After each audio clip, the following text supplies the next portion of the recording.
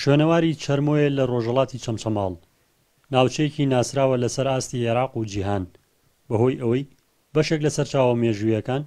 باز لەوە دەکەن یەکەم شوێن مرۆڤ دەستی بە چاندن و کشتوکاڵکردن کردبێت لێرەوە بووە،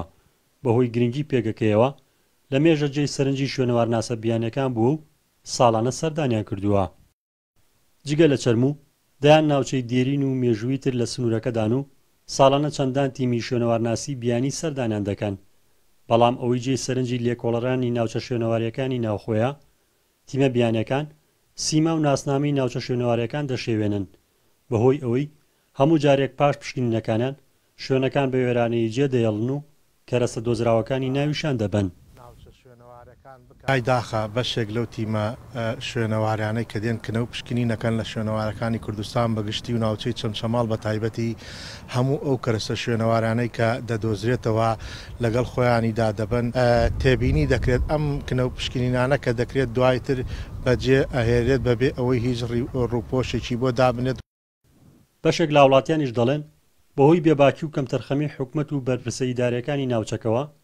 تا دێت ناوچە مێژووی و شوێنەوارەکانی قەزاکە مەترسی لە ناوچوونیان زیاتر دەبێت. و تیمێک دێن تیمێکی فەڕەنسیە ئەمریکێتە هەر ساڵی تیمێک دێت ئەم تیمە دێ ئەم ئاسەوارە نابە کەس نازانێت ئەچێتە چوو ئەچێتە مێژووی چی وڵاتێکەوە، بەڵام ئەگەر بێت حکوومەت بەڕێکارێکی یاسایی بێت و لیژنێک دروستکە ئەم لیژنەیە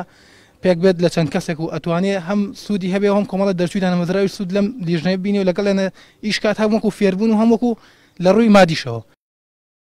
لە سنووری قەزای چەمچەماڵ زیاتر لە 250 ناوچەی شوێنەواری مێژووی دۆزراونەتەوە،